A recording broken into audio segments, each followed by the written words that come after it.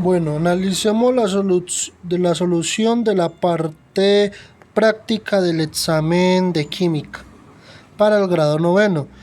Una de las preguntas decía, balancee la siguiente reacción química por el método de balanceo por tanteo. ¿Qué hacemos en ese método? Pues primero analizamos los elementos que sean metales. Entonces en este caso el sodio. El sodio, aquí teníamos dos átomos de sodio. ¿Qué pasa? Aquí en el lado de los reactivos apenas tenemos uno, por ende le colocamos un 2, como lo vemos acá. Luego analizamos el cloro, que sería un no metal. Aquí tenemos uno, aquí tenemos uno. Pero ¿qué sucede? Cuando nosotros le colocamos este 2 acá al sodio, pues entonces también alteró el cloro. Por ende aquí también lo vamos a colocar con un 2. Entonces tendríamos 2 de cloro en los productos, y 2 de cloro en los reactivos. Luego analizamos los otros elementos. El hidrógeno, tenemos 2 y aquí tenemos 2. Está balanceado. El azufre, tenemos 1 y aquí tenemos 1. Por último, el oxígeno tenemos 4. Aquí también tenemos 4. Seguimos con este ejercicio que decía, balancee la siguiente reacción química por el método de óxido-reducción. El método de óxido-reducción requiere de uno colocar, primero que todo, los estados de oxidación de los elementos. ¿Qué se debe tener en cuenta? Si el elemento está solo, se coloca un 0. Luego, el oxígeno se le coloca menos 2, el hidrógeno más 1, como vemos en cada uno de estos compuestos. Luego, los elementos que estén en el grupo 1A, pues se le coloca más 1, más 1, más 1. Por eso el potasio tiene un más 1. Finalmente, los otros elementos se le coloca un estado de oxidación de tal manera que al sumar los electrones de todos los elementos, pues nos dé un total de 0. Miremos a ver entonces. 3 por menos 2, menos 6, más 1. Menos 5, ¿qué número debe colocarse acá para que nos dé 0? Pues un más 5.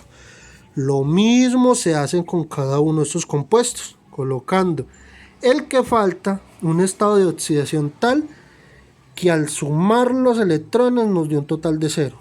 Luego de que ya tenemos los estados de oxidación para cada elemento, pues hacemos lo que se conoce como semirreacciones. ¿Qué semirreacciones? Pues es analizar primero que todo los elementos que cambiaron su estado de oxidación al pasar de los reactivos a los productos. Por ejemplo, el yodo tenía un estado de oxidación menos 1, pasó a ser 0. El cloro tenía un estado de oxidación más 5, pasó a ser menos 1. Teniendo esto en cuenta, ¿qué podemos decir? De menos 1 a 0, pues podemos decir que subió 1, es decir, se oxida 1. De más 5 a menos 1, podemos decir que bajó 6 posiciones, es decir, se reduce 6.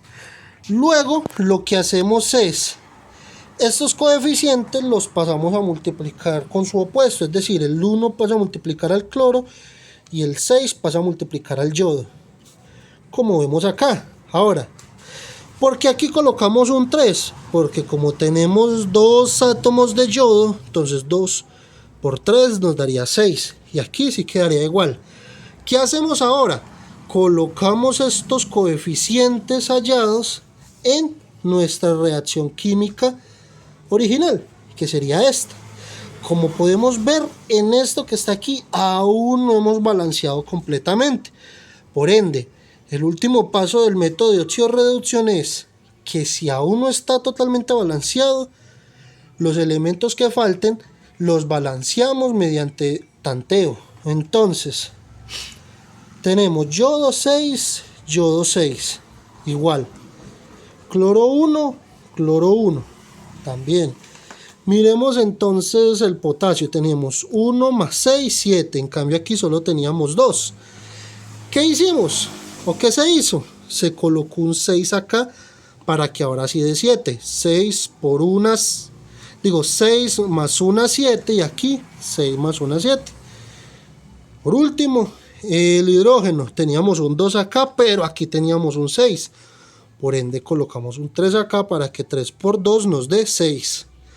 Ahora miremos el oxígeno. 3 más 3 por 1, 3, o sea, 3 más 3, 6. Y aquí 6. Podemos decir entonces que esta reacción química ya quedó completamente balanceada. Último ejercicio, determinar la masa molecular de este compuesto. ¿Cómo hacemos? Miramos, uno de los elementos es el potasio. El potasio, ¿cuántos átomos de potasio tenemos? Uno nomás. 1 por 39,0980, ¿qué es este número? El peso atómico de ese elemento. Luego miremos el manganeso. ¿Cuántos átomos de manganeso tenemos? 1. Entonces 1 por 54,9380. ¿Qué es este 54,9380? Pues el peso atómico de ese elemento. Y luego el oxígeno tenemos 4. Entonces 4 por 16, que es su peso atómico. Haciendo estas multiplicaciones me dan estos números. Luego estos números que están acá los sumamos y el resultado nos dio esto. 158,0360, el cual es un resultado que debe quedar en unidades de gramos por mol o gramos dividido mol. Teniendo en cuenta eso, pues decimos que la masa molecular de este compuesto es 158,0360 gramos mol.